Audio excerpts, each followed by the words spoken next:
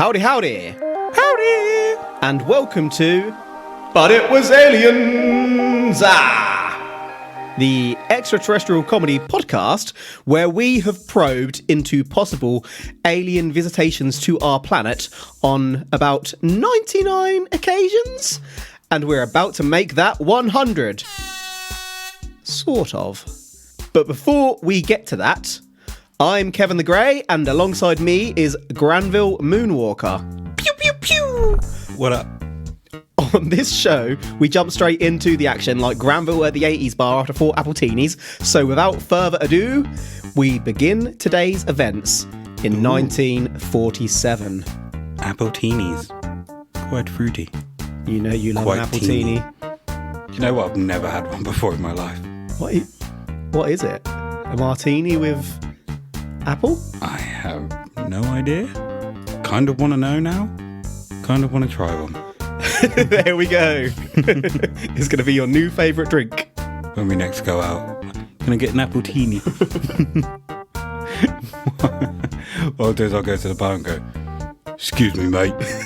Can I get an appletini? I'd like an appletini. I'd like an appletini, please." On the rocks. With extra apple. June the 27th, 1947, Harold Dahl was by the eastern shore of Washington's Maury Island collecting logs on a conservation mission. There he is, picking up logs, when suddenly there are 6 donut-shaped UFOs hovering above Dahl's boat. Suddenly, one of them began falling. Sure enough, the donut fell 1,500 feet, accompanied by metallic debris all over the sky. Take cover! The debris missed Dahl, but struck the arm of Dahl's son, who was also on the boat. But that wasn't all. Unfortunately, the debris also struck Dahl's dog, whom was also in the boat. The dog did not survive the impact. Why are you laughing? Oh, that wasn't a laugh. You were... Your head was bobbing with a smile on your face. It is now. Is this Dahl related to the other famous Dahl? Roll? I didn't see anything to suggest that. Unusual surname, though. And how does he know that they were 1,500 feet above him? Approximately. How does he know the approximation? He's a clever guy. Are you just guessing? What gives you that impression? Okay, so... We might get into the whys of, or the hows of how he knows that in a little bit. How big is the debris that's falling? We're talking like loads of little rocks. Oh, okay. And how big is their boat? I think it's like a little... He's literally on a conservation mission, so it's like a little wooden boat where they're all sitting in. It's not like a big yacht or anything like that. Okay. So he takes cover, leaves his son and the dog. Or does the son get struck in the moment that Dahl's going for him? So I didn't say that he took cover. I just shouted, "Take cover!" Oh, okay. Fair enough. To be Because fair, that's what you do. If loads of shit is coming towards you, you'd surely try and cover yourself. they might not have had cover. Absolutely. Fair dues. So it struck his arm. Does he still have use of his arm? To my knowledge, yes, he's got a little bit of a gash, but that's it. The dog, however, wasn't so lucky. The dog carked it. Dahl had a camera and managed to take some photos of these events, which he showed to his supervisor, Fred Crisman. Crisman called bullshit, so went back to the scene to prove Dahl wrong. Whilst there, would you fricking believe it, Crisman too saw a donut-shaped object in the sky. Crisman no longer called bullshit. The following morning, Dahl received a knock on his door. Rat-a-tat-tat, who be that? As Dahl opened his door, he was greeted by a man in a black suit. Baby. A smartly dressed visitor comes knocking at your door. Yep. Notebook in hand. What year were the portable cameras invented? Do I look like an encyclopedia of cameras? I thought, considering this is 1947 and the fact that he said he had a camera, I thought you might have done a bit of research and looked into when cameras were actually I've only portable. focused upon the important stuff. So you've fat dodged. Like his guess as to how fast the object was moving. No, but remember, he was a conservationist, so he was equipped to sort of take photos and whatnot, examine the environment, collect specimens to study, rather. So if that was the case, why would Fred immediately call bullshit? I am in an inquisitive mood today. If I just gave you a photo of a random UFO in the middle of the sky without any sort of precursing event, and this hadn't been on the news or nothing, you're probably not going to believe me at first look. If you'd have done that in 1947, I probably would have. Now, also, actually, hold on. If somebody else done that to me in 1947, I would have believed it. If it was you, I'd have called bullshit. Today, I would still call bullshit. Exactly. But that's today. But you're not the skeptical one, though. Of course not. A man in a black suit arrives at his door. Absolutely. A Mib. He has a fucking Mib turn up. He's got a Mib. Does Mib sound slightly sexual to you? It does. Quite like it. How do you reckon this Mib knocked the door? Tapped it gently. Just a rat-a-tap-tap? Or do you reckon it was a... I reckon it was one massive thud. He mibbed the door. Somehow, Dahl and the mysterious man end up at a local diner where the man was able to tell Dahl's story of what Dahl had seen and experienced back to Dahl, almost as if he had been there himself. The man finished the story by saying to Dahl, "What I have said is proof to you that I know a great deal more about this experience of yours than you will want to believe." This is told by author Gray Barker in his 1956 book, They Knew Too Much About Flying Saucers.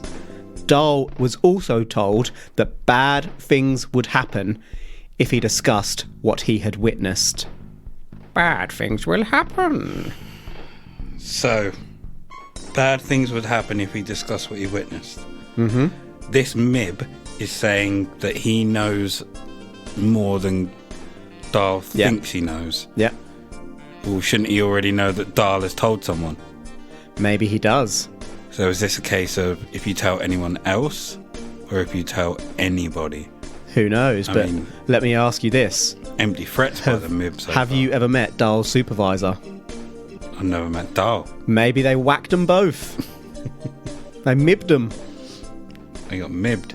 Do we have Dahl's actual account of this conversation?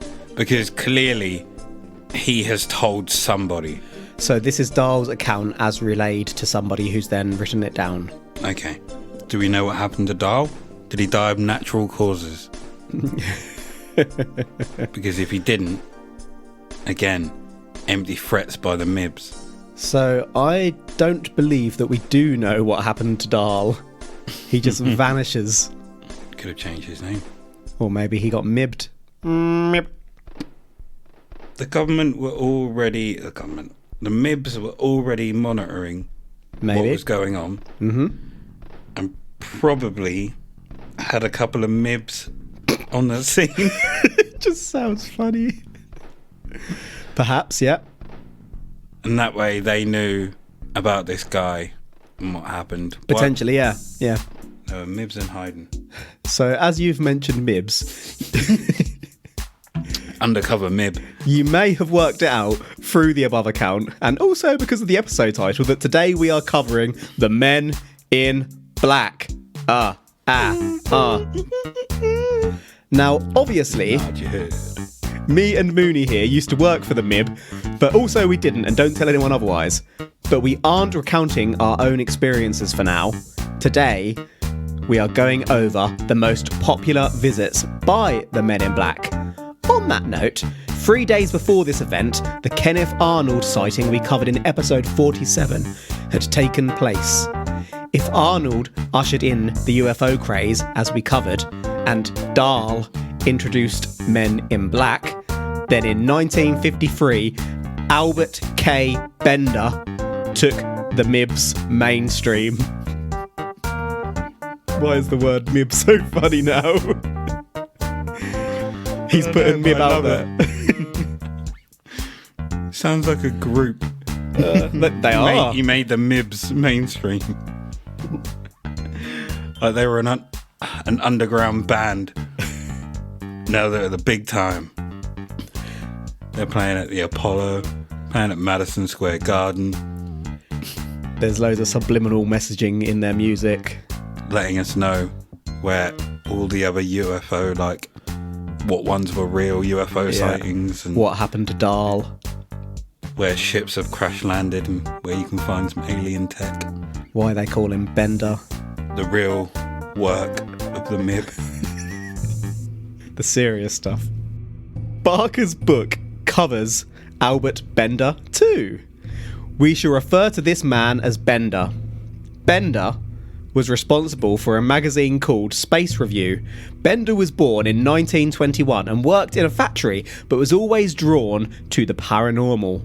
In 1953, Bender reported a supernatural encounter, and his wife, Betty Rose, who he married in 1954, also reported having been visited by supernatural entities. Of course she did. She's a Betty. What's wrong with Betty's? How many Bettys have we covered? One. Excuse me? There's been about 4, maybe 5. Name more than one.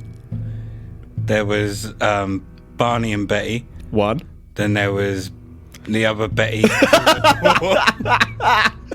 Still one. There was Betty Thingy and that Betty. But yeah, we're not Betty here. and Betty else. Betty else. Betty's mate. But we aren't here to cover Bender's whole life story today. Bender founded the International Flying Saucer Bureau in 1952, the very first major civilian UFO club. It was a success to begin with, accompanied by his Space Review magazine in 1953, but the closure came suddenly in 1953. Why? Here's a picture of Bender, just for reference, Moona, as you consider what led to the club being shut down. I'm glad you have given a picture, because all I could think of every time you said Bender was Bender from Futurama. The robot. And just imagined him going around like starting UFO clubs and stuff like that. Not outside the realms of possibilities. So you have quite a suave looking gentleman here. He is quite suave looking, isn't he? He's in a black suit, white shirt, black bow tie. So he's clearly not a Mib. Well, Mibs could wear bow ties. Nah. What do they do when they get married? Suspenders. And nothing else. Just them or the whole ceremony? Whole ceremony. Every single Mib there is just in suspenders with their Mibs out. Y fronts and suspenders. Okay, they got underwear. And he's got some glasses on. There's nothing untowards about him. There's nothing. No, he looks out like of the quite realms of. unassuming chap. To be honest, you could take that picture today and he wouldn't look out of place. Yeah, yeah. It's just a picture from someone today and you're just black. No. This is the Bender. So Space Review. Yeah, the magazine. Does he review films or Space news. like what comets are passing? Yeah, that and kind of stuff thing. like that. Okay. He's sort of driven towards the paranormal. Yeah, but Space Review and the paranormal. Well, sightings. Yeah, but did he change the name of the magazine and go into a different direction, more in line with the paranormal, where you're essentially going to get more things happen? I mean, you might have 1 or 2 comets pass by. If this was it a weekly magazine or a monthly? I did look this up, but I didn't write it down.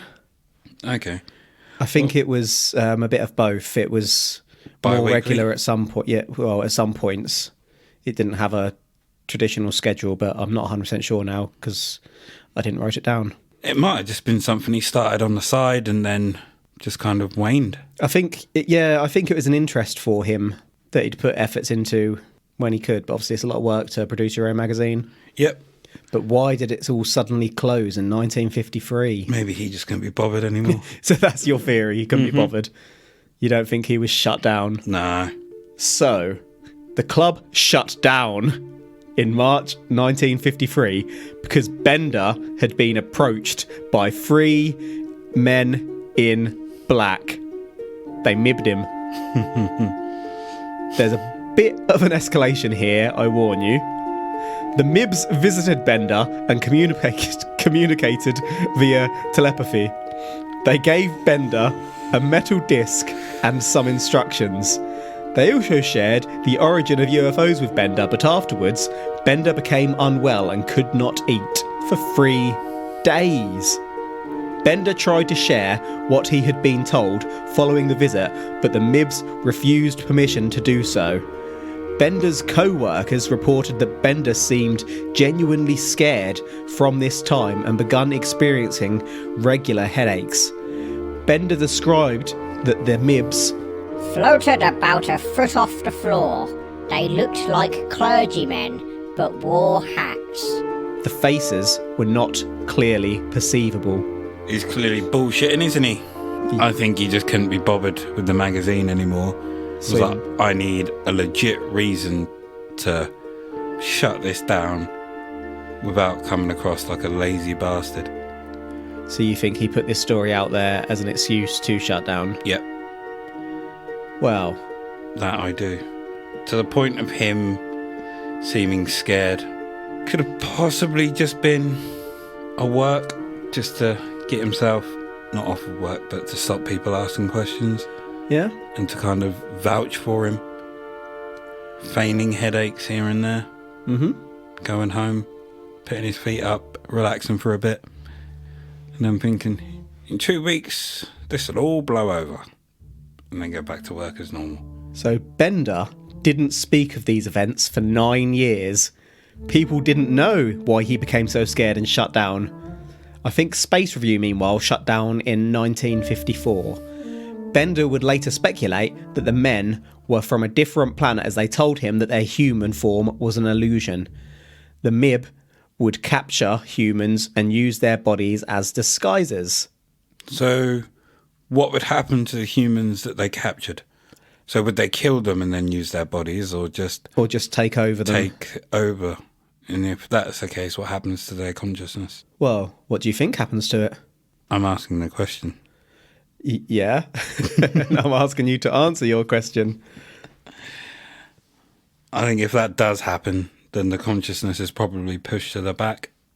So to sleep, so they're kind of like in a coma, but not a waking coma. I think that's probably more likely than killing them and taking their bodies, because bodies are going to start showing up, aren't they? That's true. So what happened after the 9 years for him to suddenly talk about it? Don't know. He just suddenly came out with it. Maybe he stopped feeling quite so scared that he was being watched.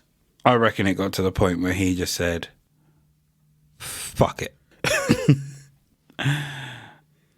I'm going to get this bullshit story out there.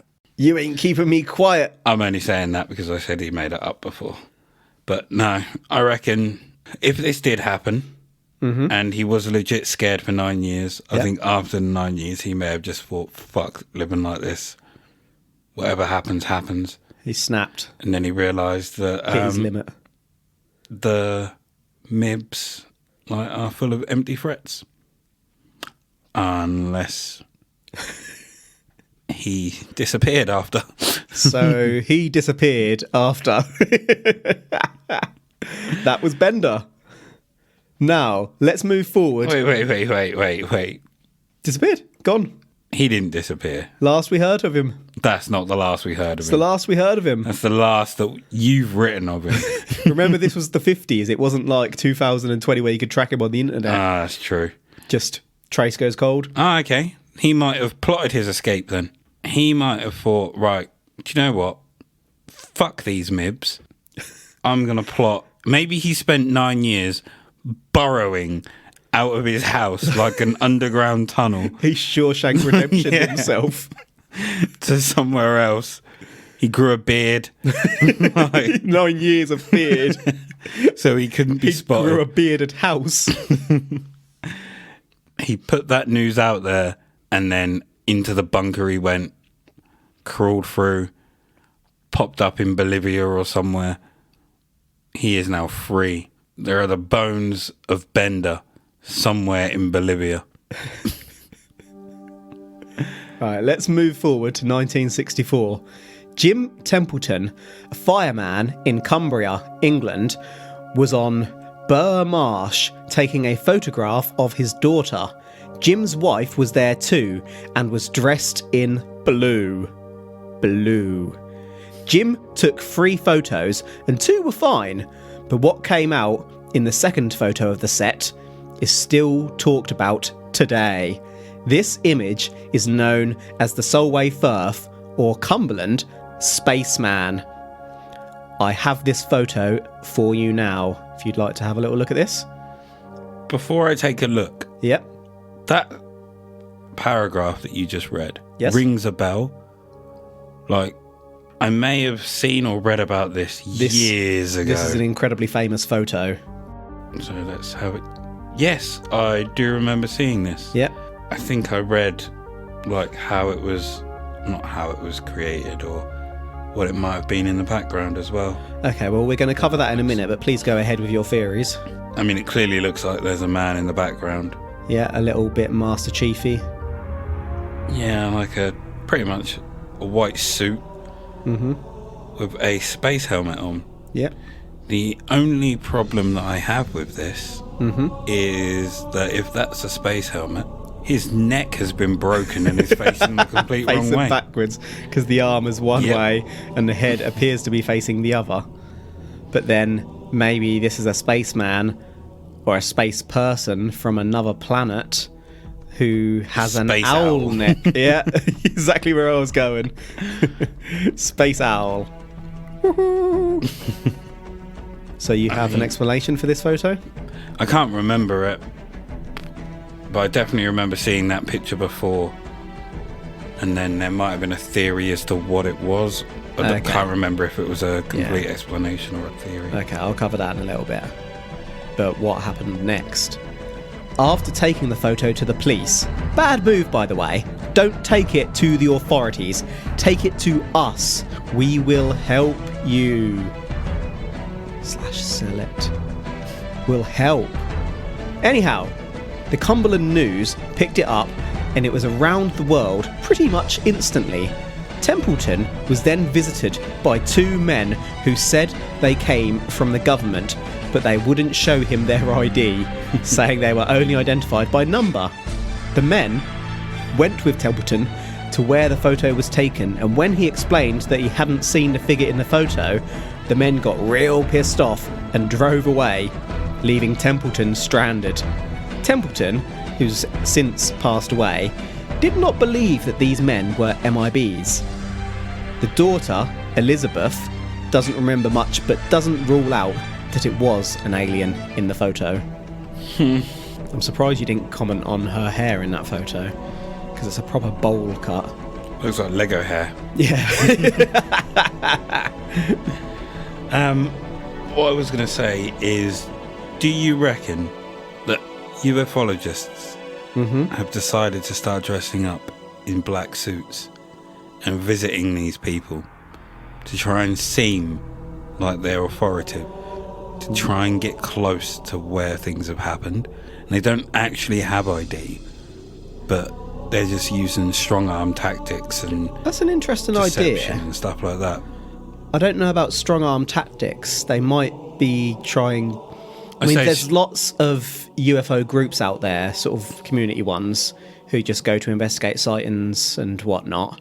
Maybe they dress in suits because lots of people do, and they turn up asking questions and people jump to conclusions about who they are. quite Have you got any ID?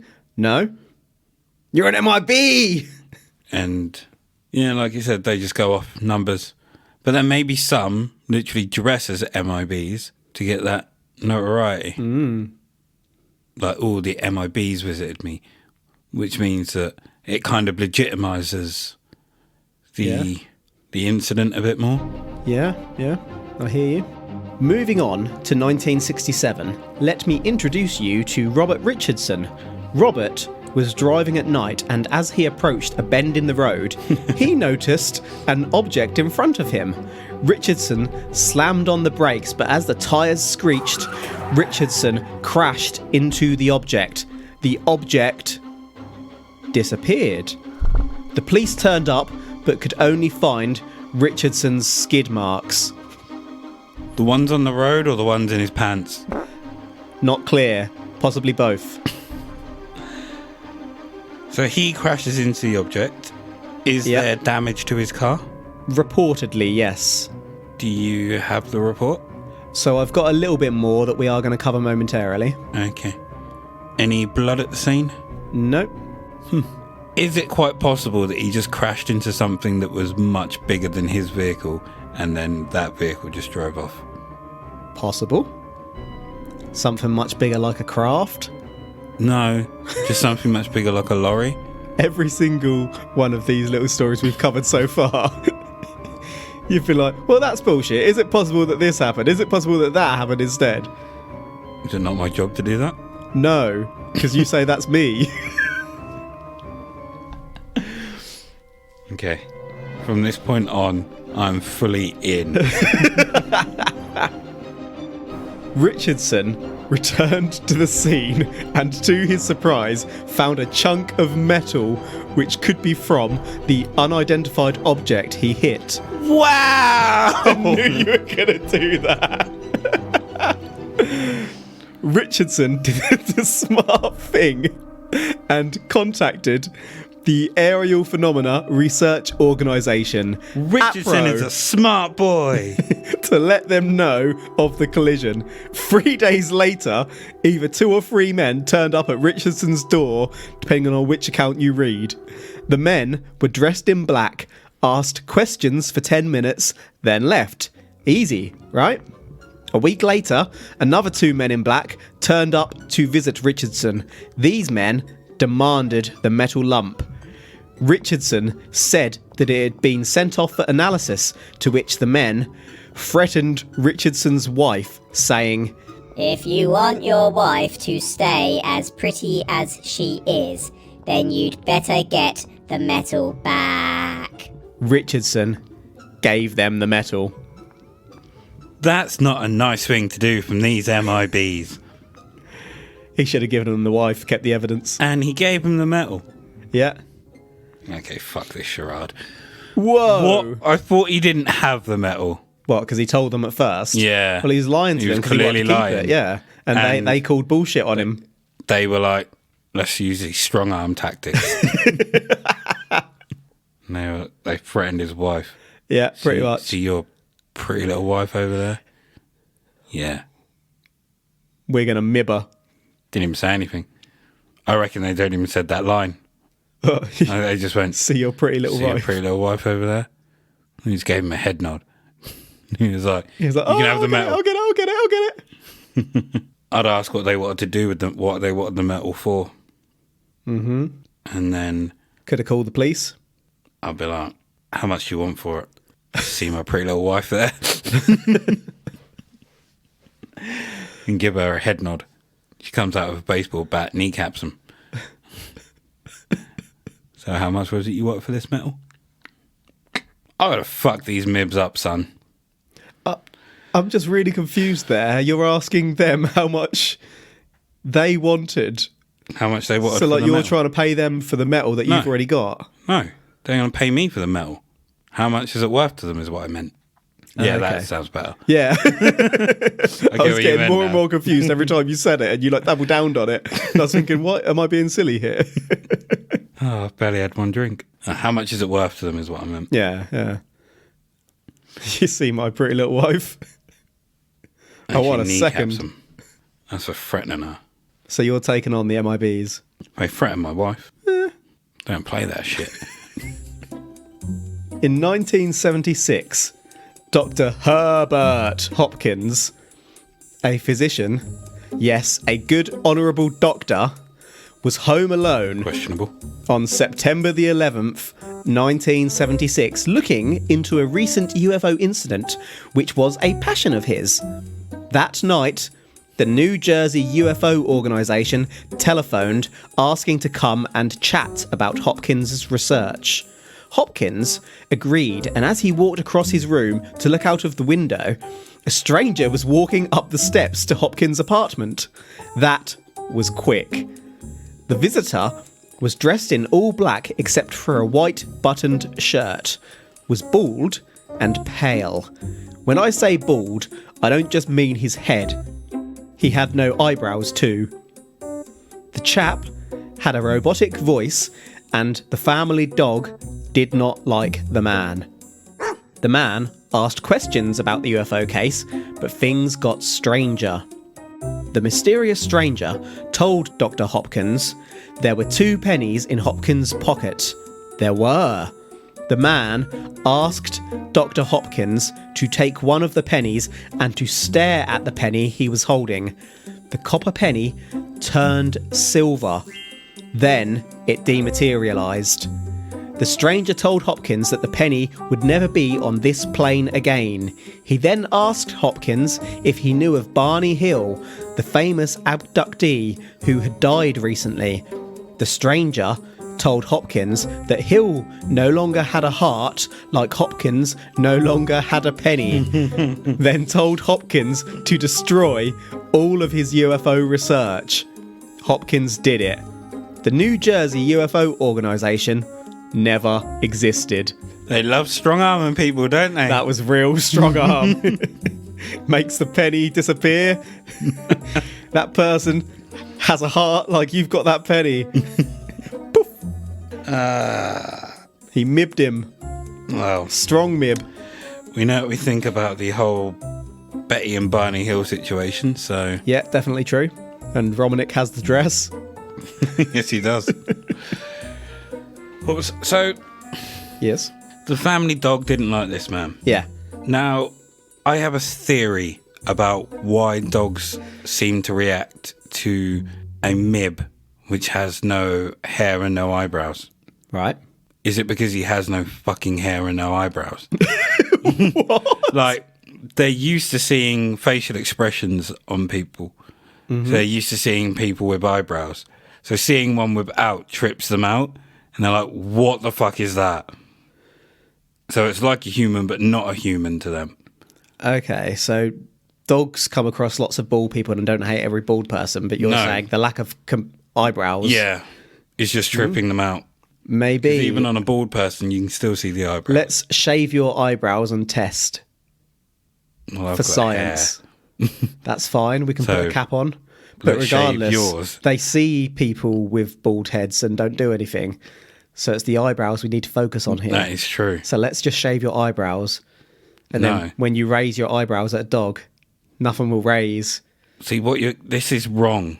This is why you shouldn't be testing on me, because I don't like dogs anyway. You love dogs. Dogs love you. Now let's shave your eyebrows and see how they react. There is one dog that you have loved. Yeah. Now we move on to 1979. Paul Bennewitz was an electronics entrepreneur in New Mexico. Mr. Bennewitz had him some amateur equipment and begun receiving peculiar transmissions. Next, Bennewitz begun seeing strange lights outside. Bennewitz did the smart thing and contacted the Air Force. Wrong. Richard Doty, Air Force Special Investigations Officer, visited Bennewitz and explained that they were really interested in Bennewitz's findings. Bennewitz went deeper down that rabbit hole and was now convinced that he was receiving alien signals from a UFO base he called Dulce Base, a human UFO shared facility near New Mexico. By 1982, Bennewitz had begun talking to the precursor to UFO Twitter, and Bennewitz was interpreting alien language in the recordings he was making. News spread. Bennewitz was also an amateur pilot. Next, he began spotting crashed alien crafts nearby. That was the last straw. Bennewitz knew that an invasion was incoming. I'm not going to lie. Yes? I got lost on half of that. Right. And the reason I got lost Yeah. is every time you said Bennewitz, Yeah. I kept thinking Lemmywinks.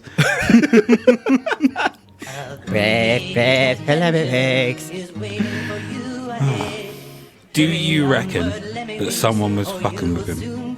Like, someone had bought some equipment and was just sat over the road in their flat, just What would make you trying say stuff. such a thing? Because it's something we would do. Oh no, I don't think we'd go quite this hard. And then when he started like replying and stuff like that, like, oh, let's see how far we can take this. And they started flashing lights outside and stuff like that. I reckon he's been had by people, or he's literally somehow got into a frequency from another country and just doesn't understand the language that's being said and just interprets it as Another country, alien. you say? I do. What about the same country? So across the road. So it turns out Bennewitz lived by Kirtland Air Force Base. Rumour has it that there may have been underground nuclear missiles at this base and nearby, and this was during the Cold War. The Air Force realised that Bennewitz had been unknowingly listening in on them. Unfortunately, they used this to their advantage. The Air Force gave Bennewitz the computer software that interpreted the signals he was hearing, and they also planted props for Bennewitz to discover. Think about it. What a brilliant cover-up. It puts the locals off the scent of your nukes, but also it makes your opposition, who obviously get wind of this, think that you may have alien technology. It's a double cover-up. If you're testing new military tech, Bennewitz got deep, as we said, but unfortunately, when I say deep, I mean too deep. In 1988, shortly after Bennewitz wrote a paper called Project Beta, outlining how the UFO base may be successfully attacked, Bennewitz's family admitted him to a psychiatric facility. Apparently and sadly, Bennewitz had been admitted on at least 3 occasions after suffering severe delusional paranoia, and it's been suggested that Doty and his colleagues fed false information to Bennewitz, contributing to his spiral into paranoia.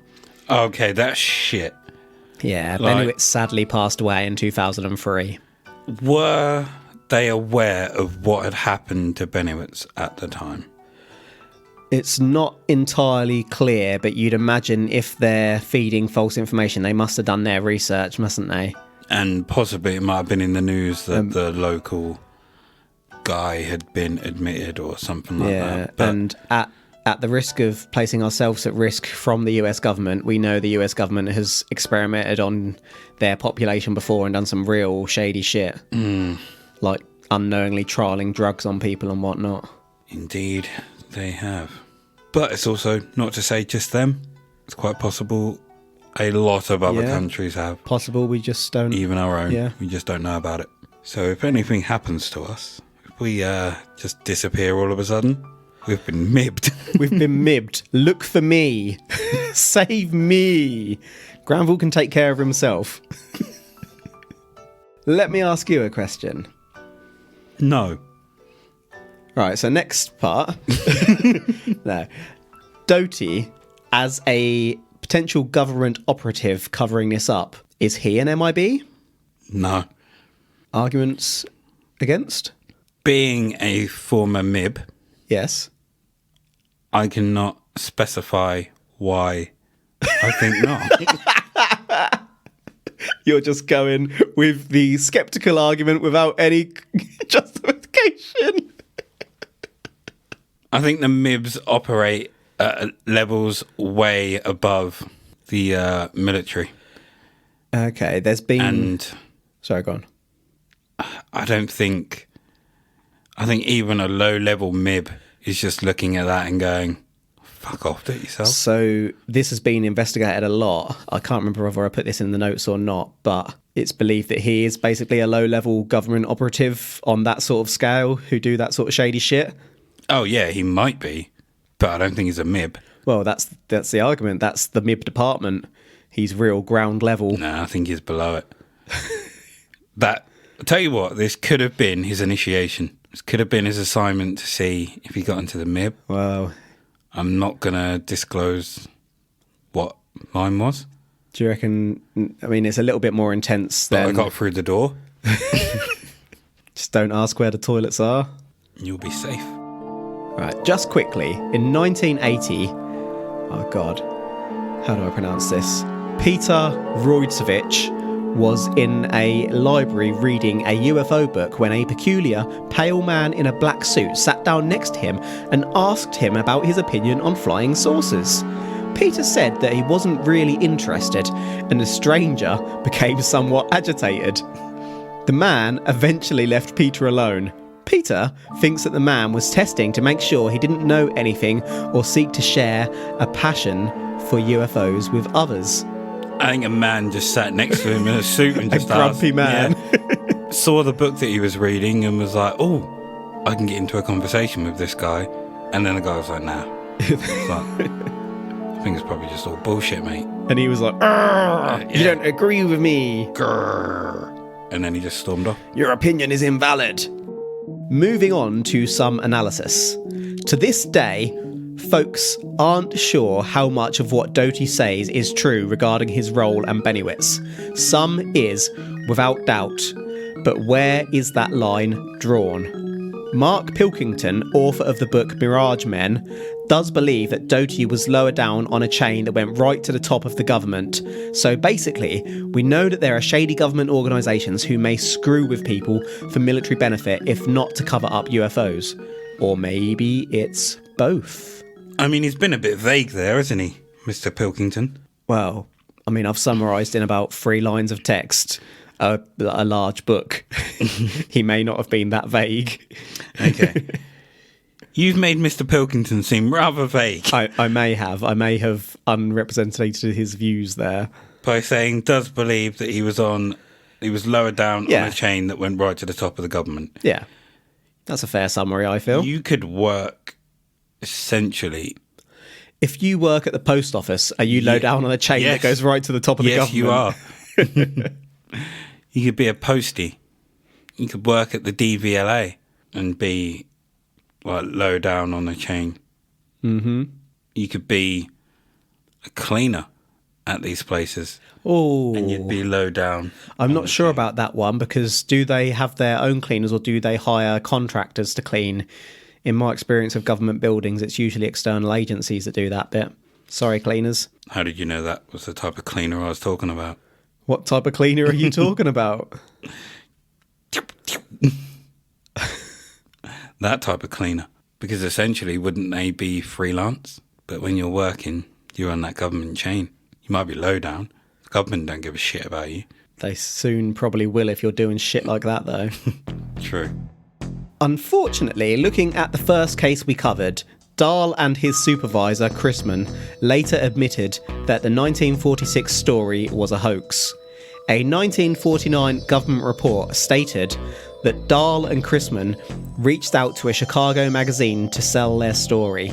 The editor contacted Kenneth Arnold, hoping Arnold could support the claims following his sighting. Arnold is said to have summoned 2 officers of Army A2 intelligence to aid in the investigation of Dahl and Chrisman's claim. The 2 officers visited, and after leaving in their B-25 plane the following day, the plane caught fire and crashed. Both officers passed away. R.I.P. I've read the government report outlining this, and it's widely available online. Common perception is that the plane was shot down due to the 2 officers having in their possession some of the alien debris. Unfortunately, the report outlined the following, and I quote, Later, under questioning, Chrisman and Dahl broke and admitted that the fragments they had produced were really unusual rock formations found on Maury Island. The officers did not have debris, and the crash was due to a genuine fire.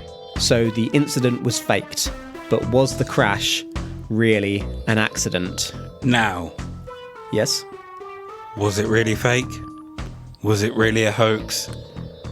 Did they actually have stuff and they're using the line that they faked it to get away with having the That would be a good cover-up, wouldn't it? stuff? Definite fake story. Fragments. Tragic accident. If you were going to cover that up, I can't think of a better way to do so. No. Whereas before, I thought it was a hoax and just bullshit. This has kind of swayed me back in the other direction. Because that's exactly what you would do. I love this. I tell you it's real, and you're like, it's bullshit, it's fake. I tell you it's fake, and you're like, it's real. I can't remember what Kenneth Arnold's real job was. Pilot?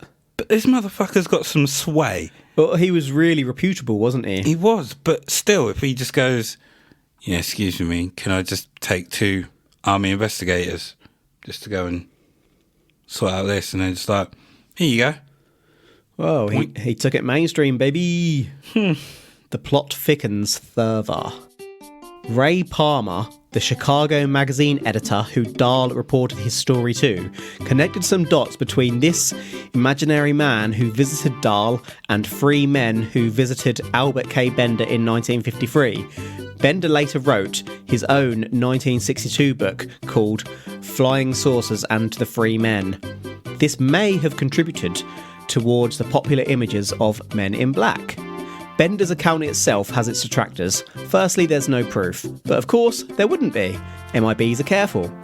A more worrying factor is that Bender's magazine was actually losing money. This could just be an excuse to wrap it up with publicity for future endeavours. Bender would also go on to write a book on the accounts, as I say, theorising as to whether his visitors were actually aliens. Profit! What you're seeing here, though, is a trend. With each account, for a while, the abilities get more and more. The appearance goes from men in black suits to hairless floating folk. I think those ones can be ruled out. The accounts we need to listen to are the more human ones. The bastards.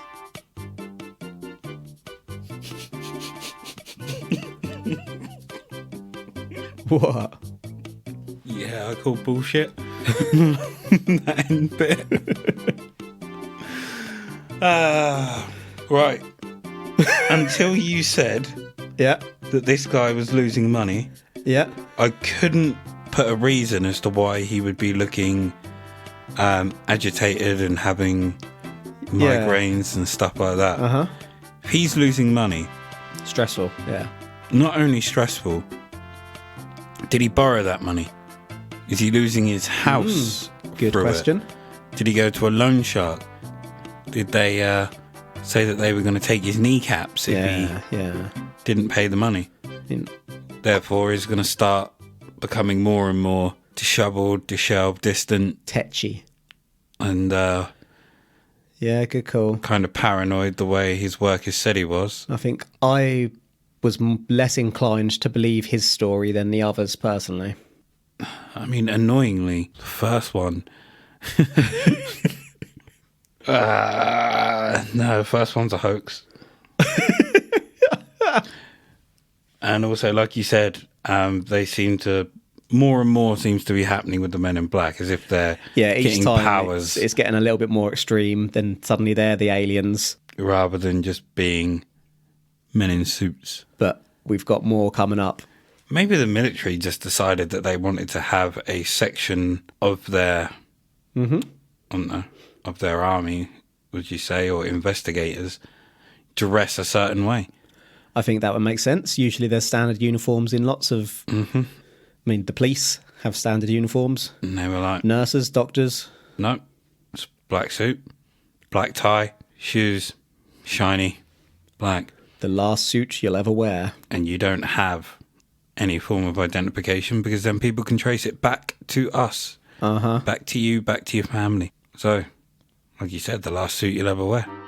Looking at the other cases for falsities, Templeton's Cumberland spaceman photo is theorised to be overexposed. It's said that maybe it's his wife in the second photo, and the overexposure turned her dress from blue to white. I'm genuinely not sure if that explains why the daughter looks fine, but it's the only explanation out there, though it may explain her shirt. With the camera used, apparently you'd only see about 70% of the shot in the viewfinder, which is why Templeton wouldn't have seen his wife in the shot when taking it. Robert Richardson, it's a short case repeated a lot with little details changing. It isn't really possible to verify any of it. Herbert Hopkins, meanwhile, as we said, it's suspicious that Hopkins told his story at all, and Hopkins was a known UFO fanatic, I guess. Benowitz's tale is unfortunately true, but we don't know how far the truth as told by Doty goes. I guess it's hard to believe when you don't really know these people we are discussing. So I have another account to tell you of from 2001. This account involves Dan fucking Aykroyd. Oh, now you're just name dropping. You're dropping bombs. Oh, Big Dan Ack. Yeah, we're going to get into Dan Aykroyd and see if he's been mibbed. Ah, Dan Aykroyd. You didn't hear a thing I said there other than Dan Aykroyd, did you? The whole... Like I said, you dropped a bomb. It's a mushroom cloud. And that mushroom cloud is just full of Dan Aykroyd. You don't even know what it's going to be yet. No. And in my mind, I'm weighing up if it's true or not. But it's Dan Aykroyd. I'm already trying to figure it out. Well, Dan Aykroyd's a pretty honest guy, isn't he? We'll see. He's renowned for being blunt and to the point, isn't he? Was Dan Aykroyd a party animal? Did he take loads of drugs back in his heyday? Not to my knowledge. He's rumoured to be very high-functioning autistic, isn't he? That's not to say that he doesn't do drugs or whatnot. I don't really know about his background and party days, but... We're going to find out that Dan Aykroyd's a mib. In 2001, Dan Aykroyd was making a UFO show called Out There for Sci-Fi and had two ufologists guests for an episode with him. I'll let Dan Aykroyd tell you about this one himself. Hello, Dan, buddy. Take it away. I was outside, and Britney Spears called me because she wanted me to appear on Saturday Night Live with her. And so I was outside having a cigarette. The phone rang. Oh, Britney, how you doing? Oh, sure, of course I will. I turned away like this. I turned back, and there was a black Ford across the road, a black Ford sedan. And I was trying to look at the plate, and the plate seemed kind of like fuzzy, and I was, definitely a police car. And two guys were there, and a big, big, tall guy got out of the back seat. And he stood in the street on 42nd Street it was. We were at 42nd Street and 8th Avenue. And he looked right at me. And literally, I was on the phone. Hey, oh, sure, of course I'd love the show. Saw the Ford, went back like this, turned back like a half second later, and it was gone. And that car did not go past me. It did not make a U-turn because I would have seen 42nd Street. I would have seen that thing take a U-turn and go away. That car vanished. That car was a cloaked vehicle of some type. And whether this was like a warning to me, because the guy got out of the back seat, gave me a real dirty look. That car vanished. I know what I saw. And, it was just this fast. It was, oh, hi, Brittany, sure. Oh, of course, I'd love to. Guy gives me a dirty look. Oh, well, sure. Car gone. That's what happened. And then 2 hours later, we were told we were not to continue taping, and the show was canceled, and none of them would air. I don't know. I don't know. Was that an MIB experience? Black helicopters, military abductions that happen. Sometimes people are taken, and they talk about then being visited by military personnel and debriefed about their abduction. Was it a technology associated with some of these beings that are visiting that wanted to warn me off, or that wanted to give me verification that I was on the right track? I don't know.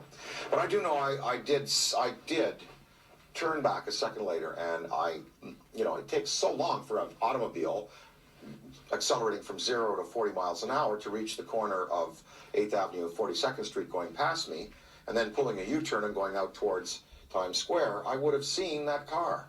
And I looked around, I was looking for that thing, it was gone.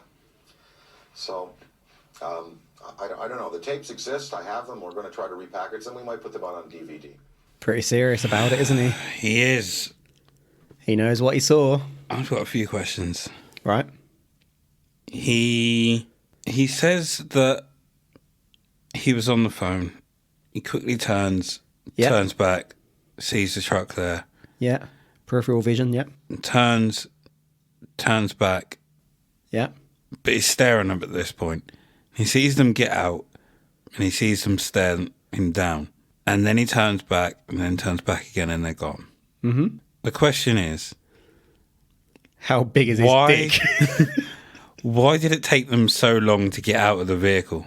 Didn't take them that long to disappear? Because he thinks they might have had some sort of cloaking device or slipped into another space-time. He's not sure, he just knows what he saw. Do you know what I think? Help the man out. Do you know what I think? What do you think? What year was this? 2001? 2001. I think they were testing a electronic car.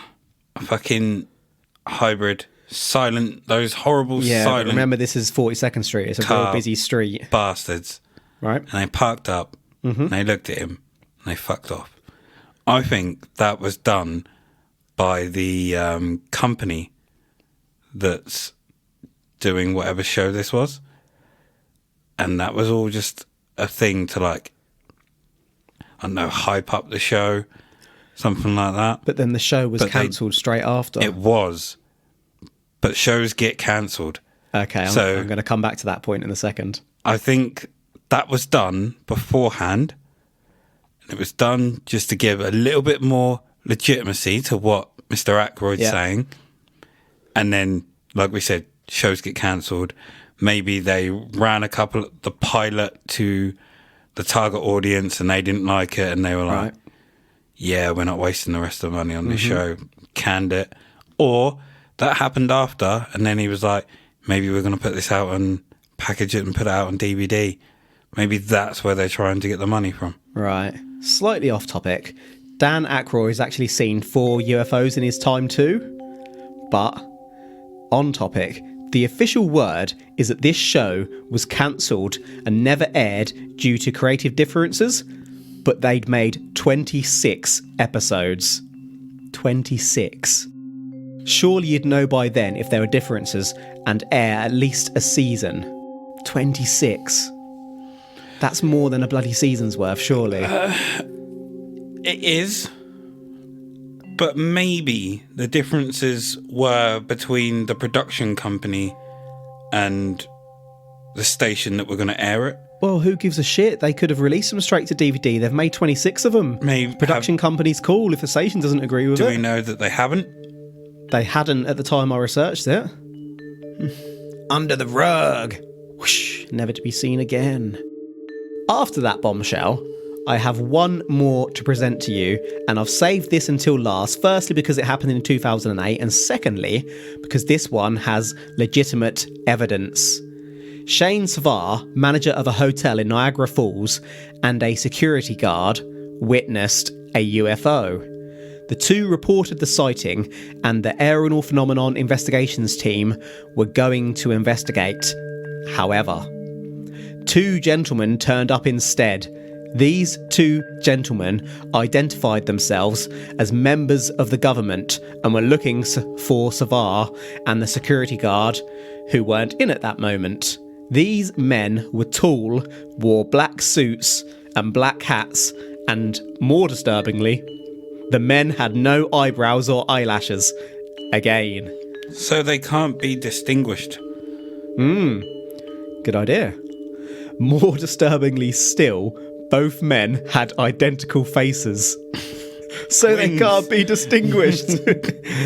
Apparently, they pestered staff for hours for info, asking questions and refusing to leave. Again, it could just be 2 people in black suits. With no eyebrows, no eyelashes. Also, that leaves no DNA potentially from hair. That is true. No hair follicles, unless a nostril hair gets out. All they've got to do is not touch anything and not sweat on anything. And they're good. And they're clear. Identical faces, could be twins. or could just have similar facial structures. Maybe they're bred like stormtroopers. Or cloned, I guess is the right term, but all look the same, cut all the hair off. There's an army of these bastards out there. What I'm actually waiting for here is this so-called evidence. Now, son, I'm about to show you a photo from the hotel camera security footage of these chaps entering. Before I do, be warned, this photo could place you at risk. No further footage has been released of these gentlemen anywhere in the hotel. They can't even be evidence to have ever left. This is the only evidence that they even existed. The only legit photographic evidence of men in black. Here we go. Men in black. So, what we have here is two Mibs walking into a hotel, or just into a lobby. You can't say if it's a hotel. Jackets. They've got coats on there, really long coats. I've got a coat like that I used to wear for like court and stuff. Did you look like a child wearing your dad's coat like these two do? Possibly. Either that or a doorman. And their hats. So the first one looks quite legit. The first guy looks quite big.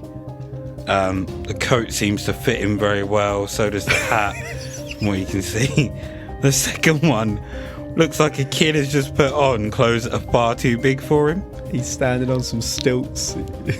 And it's a pretty grainy picture. It's like not really CCTV. much. Yeah. However, if this is CCTV, why do we have a photo and not video? Video is nowhere to be found, son.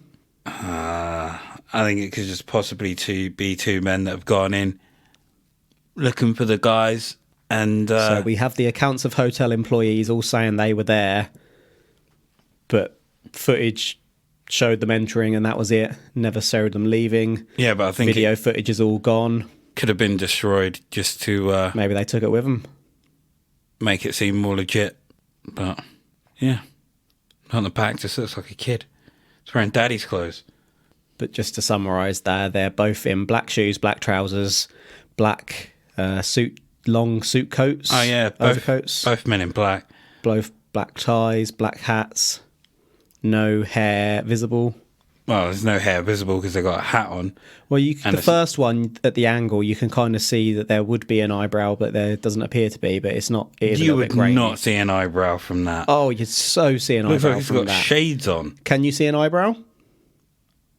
There we go. No, you can't. I rest my case. Tell you what I can see. If you look really closely at the guy at the front, yeah, I don't know if it's just me, but I can picture big bushy eyebrows just below his hat or sunglasses, and then a really weird Mr. Miyagi. It's not even Mr. Miyagi, like the old moustache. No, that is definitely just you. The man has zero hair. I'm going to... you can't edit on here, can I? No. Fuck. Where's there a pen when I need it? Well, you can save it and play with it after the episode if you really must. You're going to add a moustache, aren't you? I'm going to add what I can see on here at some point and then send it to you. Okay. And that can go up. There are some other accounts I haven't covered today. These include UFO researcher Jack Robinson being stalked by a man in black in 1968 in New Jersey, William Shearer being harassed in Essex in the UK in 1997 after witnessing a UFO 4 days earlier, Frederick Holliday seeing a man in black whilst looking for Nessie and then returning to Loch Ness the next year and having a heart attack in the exact spot the man in black had been, UFO hunter Brenda Butler being asked to sign agreements not to speak about Rendlesham Forest UFO findings, Paul Miller and his pals seeing a UFO in 1961, which I didn't look at past the title as it sounded like a whole episode could be made out of that one. Radio presenter Danny Gordon, who gathered information on Wythe County UFO sightings until the MIB intervened, which again I haven't delved into as it looked long enough for a whole episode. There are lots of cases. I've brought you a mixture of the most well-known and the most credible, excluding those last two, which we may cover more deeply in the future. We are nearly ready to summarise. Damn, son, this has been a long episode. Yep. We're going deep. Usually I'd have split this into two, but as it's episode 100, I thought, whoop, whoop, whoop, whoop. Long one.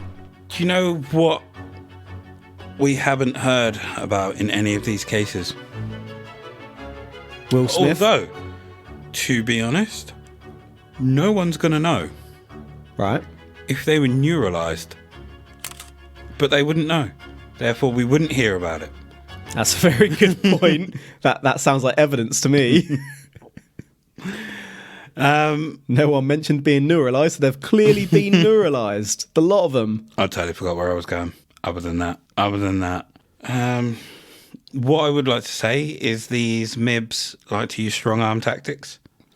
Indeed. That's been quite well established through this. Are they classing themselves as the strong arm of the law? The strong arm of the law above the law. Now, being former Mibs, there is a lot we cannot say. Indeed. We can't talk about which one of these are genuine. But they're all genuine. I think a lot of these are simply another branch of the government whose uniform happens to be a black suit. It allows them to blend in more.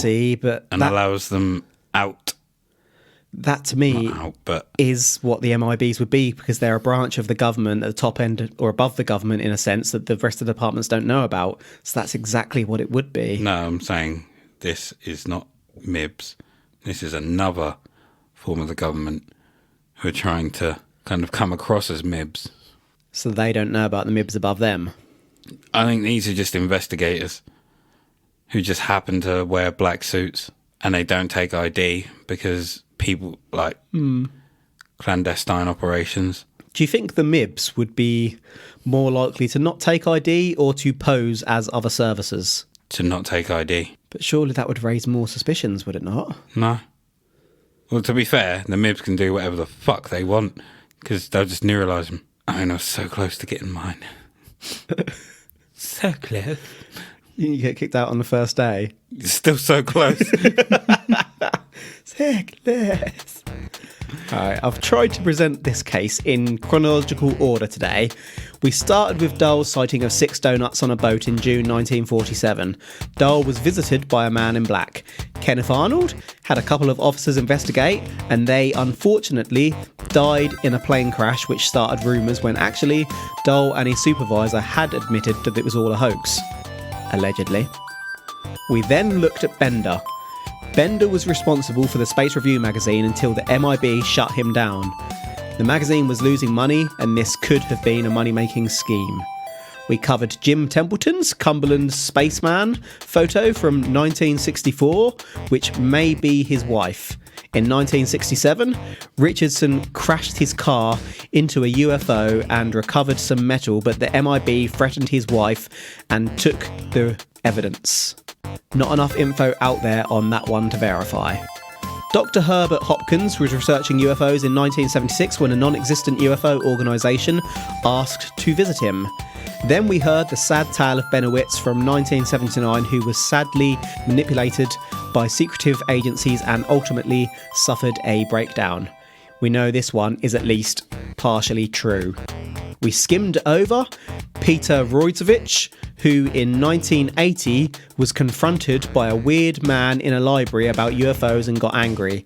After a bit of analysis, we heard from one-day friend of the show, Dan Aykroyd, who in 2001 had his Out There show cancelled following an MIB sighting despite having filmed 26 damn episodes.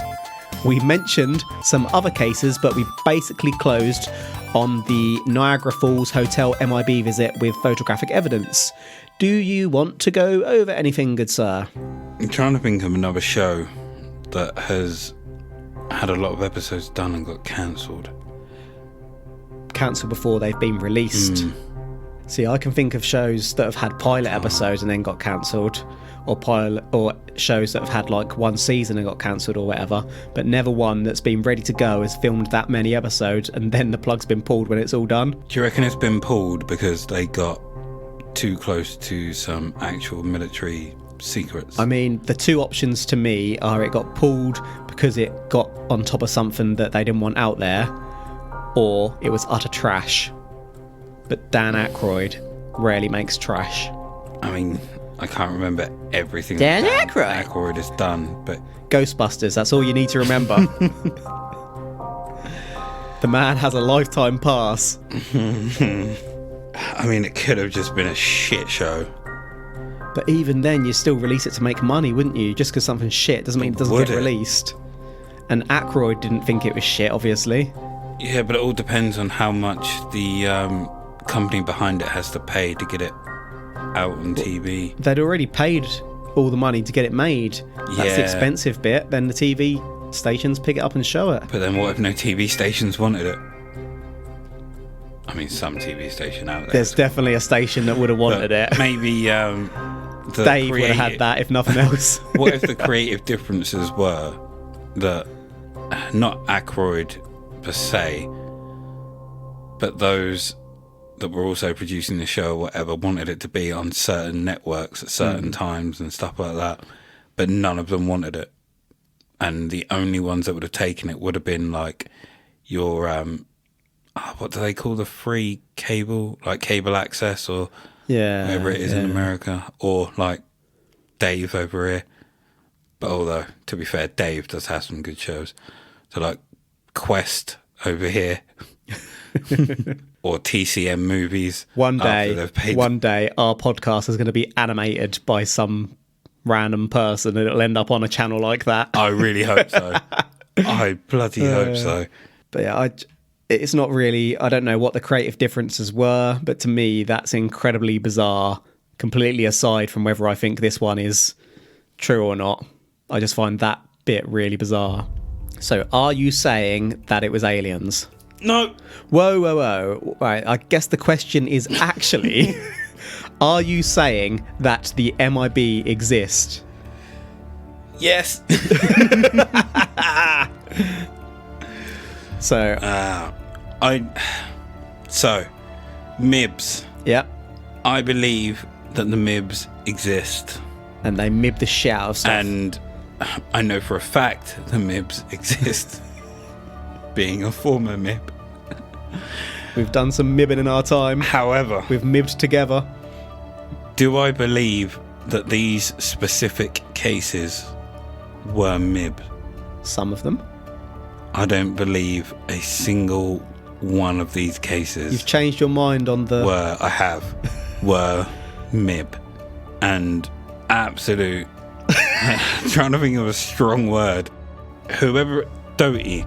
Yep. And whoever got the Benowitz, whoever contributed to him being put into a psych ward, absolute Bumholes. knobs. Absolutely. At that point, it's really, I was about to say, you can't blame his family. No. He's obviously deep into the Because, rabbit hole and needed help, I guess. Very deep, and the things he probably would have been going on about, they're just like, sorry, what? Yeah. And especially if he thought there was a incoming war and stuff like that, the people that were fucking with him and feeding him false info, absolute jockeys. Yeah. See, I think I agree with you on that, but I think we have a difference of opinion in what the MIB are, because to me, that's exactly the kind of things that the MIB are doing, covering up the real stuff and feeding false stuff. On that note... So you're saying well, we've both said the Mib are real. Yeah. I just don't think these cases are I'm not saying that it was Mib, but it was Mib. It was Mib, yo! It was Mib. We're Mibbing out. We're going to Mib. This file, Obviously, we know that it's true because we did yet didn't work at MIB headquarters for several 0 years. But this one, to me, is very interesting. I think that some unlikely accounts have been passed on and exaggerated, and over time the Men in Black have become the aliens themselves in accounts. But hiding within that, I do also think there are secretive government agencies, and we know from Doty's account that these agencies do exist to protect government secrets. So are the Men in Black aliens? No. Do the Men in Black exist in all but name? Hell yeah! I do believe, I feel like I actually know that these services exist. If UFOs or UAPs or even secret military technology exist, I think these people are there to cover it up. So not aliens, but involved in aliens. Tell the world, but also keep it a secret, people. Tell you what, Yeah. I'm surprised that there's one story you haven't included in here. Yes? And that is the one of John Fum. Because if you remember, he was visited by 2 Mibs. Were these the ones that walked through the gate? Yeah. So we've mentioned Mibs in passing a couple of times, and I excluded those ones because we've mentioned them previously, and also because this episode's going to be like an hour and a half. I thought you were just So going to I've- put it in yeah. the little bit where you said there's other ones I've not included. No, I skimmed past the ones we've sort of touched upon. Okay, fair dues. Fair Mib. Fair Mib. We need to decide what mibbing something means at some point. We do. But not today, because that's today's show, folks. Thank you, one and all, for listening to But It Was Aliens. Hopefully, you help us tell the world about their Mib so that we can keep the secret. As we close down here today, I just want to say, wow. Wow! Awesome. Wow. Episode 100. That's basically 2 years of our lives we put into this, and that some of you have put into listening. I don't really stop to think about that, but it is absolutely bonkers. On that note, if you yourself are absolutely bonkers and like what we do, we have a Patreon up and running whereby we post monthly side probes. Episodes where we explore more widely paranormal cases rather than just the extraterrestrial. Head over to patreon.com/butitwasaliens, or check the episode notes today for a link to head over there and side probe with us. Thank you again, and until next time, if you identify a UFO and name it unidentified, is it still a UFO? The truth is up there. Hashtag.